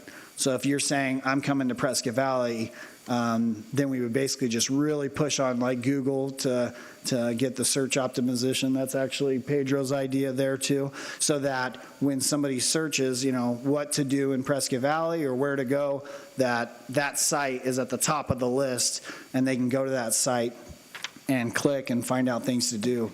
So I know Parks and Rec has to send something out when they're coming, because they have to let them know what fields and what time. And if we could pop that QR code on anything that they're emailing out or mailing out, I think that would be really important. Yeah. I really think we should welcome them. I don't know if a letter from Kel or something, somehow to let them know how valuable they are to our community and what a wonderful community it is. I think we need to do a little bit more. Yeah, no, absolutely. And that's the sad part. There has never, ever been a dedicated tourism or marketing specialist when it comes to actual tourism for the town. So Parks and Rec does a great job, but they're kind of focused on the local area and not, reaching as far as the Phoenix metro area. So that's kind of what we're all doing as a whole. We do have a committee. Our committee is about 6 people that are internal staff members who are cranking out ideas. And basically that's what we're looking at. All the material is there. We just have to put it in one centralized location. We have to get it on a website. We got to get it on an app, because all we're really wanting to do is, like I said, list the restaurants, list the hotels, list the services, and let people kind of do it from there. So we've got some great things coming out in terms of photography. We've been getting drone shots of the town with sunsets, the whole nine, to make it really look like, this is a great place. We already know Prescott Valley's beautiful, but we have to capture it so we can use that on our website. So that's what we've been actively doing right now. So we're basically building the content for this website. So, Councilman? Quick question. A few months ago, we were talking to the gentleman that was going to do Church's Chicken and the new Best Western Hotel Motel. What's the status of that? they have not submitted anything in a few months. I did talk to Fernando. He's going to have his guys reach out again just to kind of see where they're at with that. But in terms of plans and what they've submitted, all they did was submit their plans. Doesn't necessarily mean that's what they're going to do. Right. Those are just plans that they submitted, and the ball's kind of in their court. They got their comments from Development Services on, what they need to change for the plans to make it kind of work and follow code, and we just haven't had anything come back from them on their side. Do they own the land then? To your knowledge? I don't know. I would have to check and see if they already own the land. And sometimes, and I will definitely double check and get back with you on that, but sometimes even if they submit a plan and it looks like they have these architect plans on a site, they might not even own the site or anything. They're just really, the town offers it as a service, so they're just submitting plans to get feedback to see how much it's going to cost, how many parking spaces they're going to have, what kind of landscaping we require, things like that. So that's why sometimes you see projects, of course it's public knowledge because it's an IPR that was submitted to Development Services, but it just falls through because sometimes it's a little too expensive or the requirements are a little too, heavy for them. So Thank you, Cutter. Thank you. All right, Cutter, doesn't look like there's any more questions. Thank you, sir. All right, thank you. Moving on to item 2E, Town of Prescott Valley and Yavapai County Project Partnership. Gentlemen, welcome. Good afternoon, Mayor, Vice Mayor, and Council. What I did want to talk about with you tonight was just give you a quick overview of our current town and Yavapai County partnerships. I do want to introduce Dan Cherry behind me here. He's my counterpart over at Yavapai County. We do get to enjoy a very successful partnership, not only generating the funding for projects in addition to actually delivering the projects. So I think council is well aware last year Sunset Lane was a very successful project with us. We kind of took the lead as town staff, but not only the funding, but even Dan's staff was very instrumental in seeing that project to success. So I just want to thank him. So what we're doing now is we're actually moving forward with some more of our particular projects that we've got planned. New budget year, new capital money. So I do want to bring council's attention because we're out as staff. We do sniff around, come up with ideas, get with town manager Gilbert Davidson to help us along with some of the scope and funding and the like. So just wanted to give council a briefing. So if you hear residents out there, you're aware of what we're doing and we can give you feedback or make you aware. So I'm not going to go into much detail, but I think you're well aware of the Prescott East Highway project. We did have a resident neighborhood meeting last week, so this project's on its way. Dan did just let me know that it's advertising this particular Sunday, so we're moving forward to that partnership. I think council's aware. You can see the project limits. The town's in and out. We're about 25%, basically the maintenance there, but the county's leading that particular effort. This project in the neighborhood, we've had estimates around $3.5 million. We have it in our budget. The council did see an intergovernmental agreement to put the funding in place when we do need to reimburse the county for this project. So you saw that in June. We've gotten that final. So we're ready to go. Funding's in place. So we're about 25% of the funding. As I mentioned, the Yavapai County will lead that particular effort. And I think you've seen the scope, so I won't go into any more detail there unless you desire to. Next project, we'll back up. I want to bring your attention to, part of the town's strategic plan is, adding sidewalk to Prescott Valley. This project, I know we've worked with Supervisor Mallory on, that part of the community development block grant has been used for this. That's about $400,000. In addition, we've used some flood control funding in order to help fund this project, in addition to some HERF funding. But as you can see, there's 2,800 feet of sidewalk that we have planned here to actually connect that new sidewalk we have on Sunset Lane up to the existing multi-use path on Bison Lane. So this particular project, exciting project to add some connectivity for the schools. Obviously, Starlight Drive is one of the main accesses to Lake Valley Elementary School. So this project will be an exciting one to do. We're at 100% stage with the plans, so we're looking forward to moving forward to this particular project. And this particular project is on the actual town of Prescott Valley and county line with unincorporated Castle Canyon Mesa, but this would go on the east side of the road in current town limits. So we're ready to go on that. Design is done, and we'd like to move forward with that. And last one I wanted to show is this one's actually in the scoping stage. I think council's aware that with Arizona Department of Transportation, they're moving forward with a mill and fill project on Highway 69, basically from Truewood to Stone Ridge Drive. They're going to mill 3 inches of that existing pavement and put down new pavement.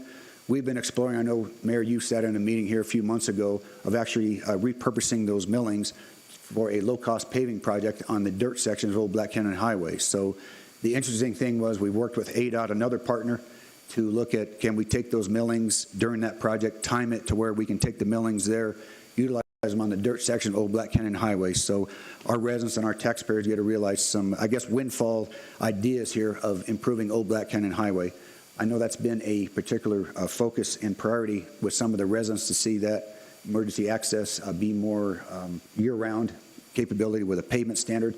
So as you look at this particular exhibit, you can see the dirt section between Raven Ridge and where it currently ends on Old Black Canyon and Stone Ridge. And then, of course, if you look to the west, there's another 1 mile section. The interesting thing was we're looking at about 6 inches of millings and a chip seal. The extra lanes on Highway 69, it's almost an exact match. So we're kind of excited that this time next year, if we put these deal points together and bring your attention to it, that the ADOT project will take the millings there and then we can cooperate. We're putting together some of the details of whether we do it in-house or out-of-house, but we can improve Old Black Canyon Highway with some funding and the like. So I'd like to call up Dan if you have any questions of him, but that's kind of the quick overview of these projects. Happy to answer any questions you have. Welcome, sir. Thank you, Norm. Mayor, council, it's a pleasure to be here. My apologies for my attire. I realize I'm a bit So you're from the underdressed county, here we today, expect that, right? But, that's okay. You can give me a hard time about it. So. I wanted to thank so many of you that attended the public meeting out at Prescott East Highway last week. That was, I I'd say, informative meeting. I felt it went well. I think there were some good questions asked. We brought back some good information. We made a few changes to the plans. They're fairly minor in scope. And as Norm has touched on, we are going to be advertising this starting on Sunday. The schedule at this point is bid opening likely to be in September with an award at our first Board of Supervisors meeting in October. And we'll issue notice to proceed shortly thereafter. So we anticipate this will be close to being completed by the end of the calendar year at this point. So with that, I'd love to take any questions you got on any of these 3 projects. Sir, I just want to comment that we appreciate the cooperation. You and your staff, whenever Prescott Valley needs something, you guys are able to work together in a great fashion. And the Prescott East Highway project is just a good example of that. So being there, I think that was good for the public. They wanted to hear that. I know you guys don't have Call the Public over at the county, but we do have it here. So we heard a lot about that project months before that. So again, I just want to appreciate and let you know how much we really thank you for what you do for us. Our pleasure, and that Old Black Canyon Highway project, if we can get some formal commitment from ADOT on that one, would be a wonderful opportunity to, get that thing hard surfaced without too much expenditure. I think the initial thought is probably could use a little bit of drainage work up front. I think, and I'm not pointing fingers, but that town section to the east of Stone Ridge is kind of incised, if you will, so it holds water pretty well. It certainly does. You're absolutely right. It certainly could use a little bit of regrading, get the water out of that area before we bring millings in, and then hopefully with 6 inches of millings or so, we were talking about maybe a double chip seal on top of that. Very similar to what we did on the north side of Viewpoint as headed out to Vaquito Valley. That road has held up quite well. Even considering the underlying typical Prescott Valley clay that is just a nightmare for so much road building around. No, you're absolutely right. And you have a program, and I'm forgetting the name, when you go from dirt to pavement, what is it called? Black, yes, dirt to black. Dirt to black. Mm-hmm. And it's for Prescott Valley. In the past, we've heard previous individuals say that, hey, Prescott Valley doesn't have any dirt roads, but in fact, we do have dirt roads in Prescott Valley, and this will actually eliminate that fully, and it'll be actually a true statement to be able to say that. Yeah, it's good job security for us because we've got 800 miles of dirt road around this. So, we are constantly fighting political battles, as you might imagine, with people saying, mine first, and so we have to evaluate how we pick and choose these. The Board of Supervisors so kindly gave us a little extra funding for that this cycle with the budget, so we're able to make a little bigger dent in it, and I think we'll probably dip into some of that funding to help pay for the county part of this project next summer. Nice. I don't know if Norm touched on it, but I think ADOT's planning on doing that project on 69 in the summer of 23, so we will be poised to accept it. The idea is the contractor picks it up, loads it in a truck, drives it, drops it right on the road, so it doesn't have to be moved twice.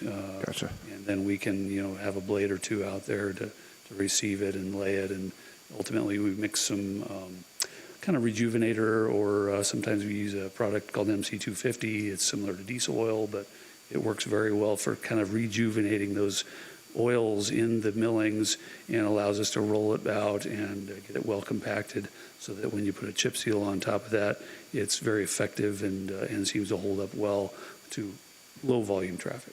Gotcha. Do you expect to get some sort of confirmation from the state? Because sometimes, I know, believe it or not, things change down there, so. You're talking about ADOT, you mean? Yes. Sorry. We did, Norm and I did have an email from Anthony Brozich, who's the new district administrator at the Northwestern District here at ADOT. He sounds promising that he's going to cut loose 8,000 cubic yards of millings from that project, which is just about what we need. It could be a little bit shy, but I think it's close enough that we can make it work. But they have to do some kind of asset transfer process, I believe, at ADOT to get that to us. And it would presumably go part to the town of Prescott Valley and part to Yavapai County. So I would imagine when that comes through, we'll probably be seeking board and council approval for that on either of our ends. Great. Vice Mayor? Norm, I have a question for you. Thank you. Yes. You did a great job at that community meeting. So Norm, while John's here, what is the timeline for Starlight? The plans, as I mentioned, are 100%, and they're ready to go out for bid. We've got a few more easements that we're getting real close on. We've negotiated with them, but we're ready to advertise. So when would we start that project in a perfect world? With council's direction, we've been seeing some challenges with, recent construction costs, and we haven't been able to award some bids. So next week would be a good opportunity to chat with council. We're going to have a staff report on that. Okay. So it's ready to go. Just want to make sure we check in with you about what some of staff's concerns are with actually being able to bid it and actually have a contractor on board and deliver it. Is it going to be similar to what we did out at Coyote Springs on Cattle Track? About the same. Okay. In fact, we used the same model, just worked well for us. So yeah, a twin, Okay, so to cool. speak. Because I know there was some issues with that, particularly with after school, when the kids were the contractors were there, when the parents were picking up, and there was some confusion there, particularly towards the end. So I'm just concerned that we are as cooperative as we can with the parents that are picking up school kids. And if we could I don't know if we can have work done by the time school gets out so that we don't have that conflict between our workers and parents, which is not a very good thing at all. Yeah, we can certainly write that in the spec, Vice Mayor, is that, they have to quit work by 3 o'clock. We're I don't more than want to happy to make the put that. project harder or more expensive. I just want to take that into consideration because there were issues at Coyote Springs. Thank you, Norm. You do a good job. Mayor, if I could, I just want to comment about, we've been able to participate monthly in ADOT's progress meetings on the mill and fill. So we're there listening in. So we do know we're working hard with trying to get whatever we can do to help, encourage the project. So we are aware of the millings, and we've gotten real good commitment. I really think it's going to, be delivered, that we can get that millings and get whatever asset transfer it is, and make sure all the timing works well. Awesome. So we do appreciate our partnership with ADOT, too, with allowing us to, comment about their planned progress. Thank you, sir. Just confirming we have no more comments. Thank you, guys. Moving on to item 2F, transit update. Mr. Rodriguez, welcome, sir. Good afternoon, Mayor, Vice Mayor, and members of the council. Just wanted to provide you with a quick transit update here. I know it's in your minds on a daily basis. So let me start off with these 3 items we have. We have a transit implementation timeline that I'll cover. We're at that last milestone, and then some transit plans and a contract amendment with our service and maintenance contractor, New Horizons. So here we're at the last milestone. This is kind of the fun part where we have our ribbon cutting. Our microtransit app will be ready. Our call center, everything will be completed, and then for final kickoff. So it's very good news. We've come a long way since the beginning, and now we're right at the stretch of things. So what's coming up is we have a couple of policies for you to approve here at your August 11th town council meeting. So we have our Public Transportation Agency Safety Plan and our Civil Rights Program. So these are requirements by the federal government for us to implement and have. So in order for us to receive our reimbursement, we need to have these in place. So hence, these will be done by resolution here for the next town council meeting. And then lastly, this contract amendment, so with New Horizons for the transit operations and oversight contract, T510.2. So there we have a couple of reasons for this contract amendment. First off, with our town's insurance pool, they've refused to work with our taxi and livery companies.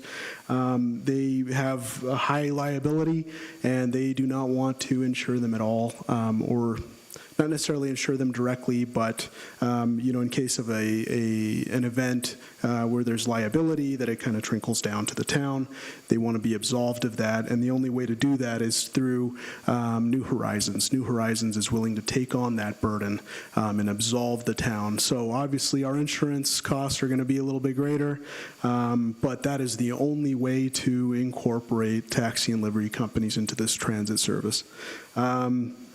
So second, the taxi companies have also been reluctant to begin the service. There's a lot of unknowns, and it's, they're going to be putting sticking their necks out, especially with funding. The money's going to come out of their own pockets.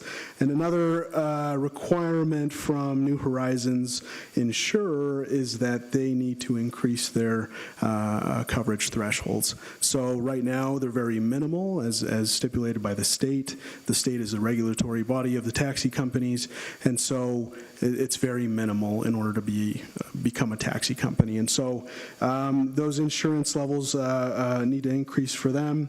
And then third, and along with that, you also have there's that challenge to understand what the ridership is going to be for this town. So the exact cost per trip can definitely vary, and then adding the additional cost to increase their thresholds is very significant. And so there's just a lot of unknowns for them, and that's why they're a little reluctant to begin. And then third,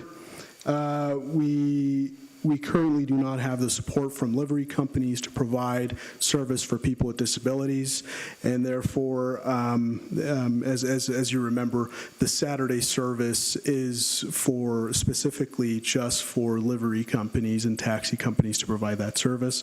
New Horizons was only supposed to provide service Monday through Friday. So the livery companies, they have other contracts and other priorities, and so we cannot really rely on them at this time. And so therefore, the proposal, not today, but just to keep you apprised of that, is to increase New Horizons' insurance requirement from $5 to $10 million. The next piece is that we're going to incorporate have a phased taxi type plan to incorporate the taxis 6 to 8 months from now. And then working on expanding service to Saturdays. So that's going to be another 6 to 8 months, running those two items in parallel. And then with that, in order to get all those items set in play, we're looking at a service implementation of September 12th. Initially, it was August 15th. We're just pushing it about a month, and obviously it comes with some additional costs. And those costs have been built into the budget in case of any type of contingency. So that will also be covered by the transit grant. And so, yeah, I guess that's pretty much it for my update. Any other questions? There was a lot to cover. I'm sorry. No need to apologize, sir. We have questions for Mr. Rodriguez? I do. Thank you, Pedro. So we're not going to do the taxi livery for 6 to 8 months. Mm-hmm. How is that going to impact our service? Because we were originally told, this is going to be seamless. They're going to pick up where we can't. Yes. So what's So, that gonna look yes, so we're going to get an additional, so part of the demand analysis that we conducted last summer was, hey, we will need at least one taxi vehicle at any given time. So basically, we were going to run service with 2 vehicles, one from the town and one from the taxis. And so now we're providing 2 vehicles. So we'll have 2 drivers at the same time. Exactly. Okay, and then no Saturday, no Sunday service for the first 6 to 8 months. No Saturday service. Sunday was never on the table. Okay, got it.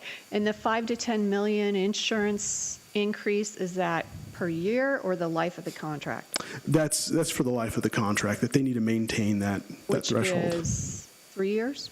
Which will be 3 years. Okay, and that's how long our contract is with New Horizons? You got it. Perfect, thank you. Mm-hmm. Doesn't appear as if there's any more questions. We should probably just mention on the discussion with AMRRP, they would normally be providing $12 million. They told us they simply would not touch this at all, period. And so the only way to do it was to go to New Horizons, and they're doing it for 10. So when we say absolving the town, obviously the town's never absolved. The town can always be sued.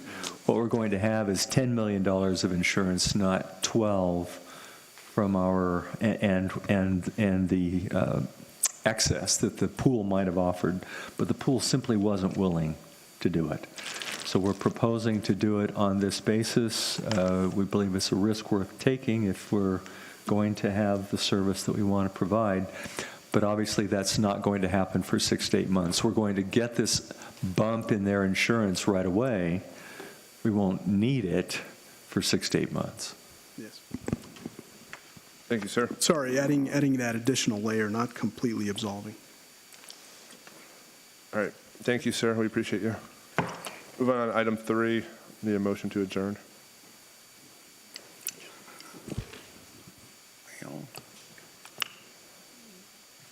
I have a motion. Can I have a second, please? Clerk, please call the vote.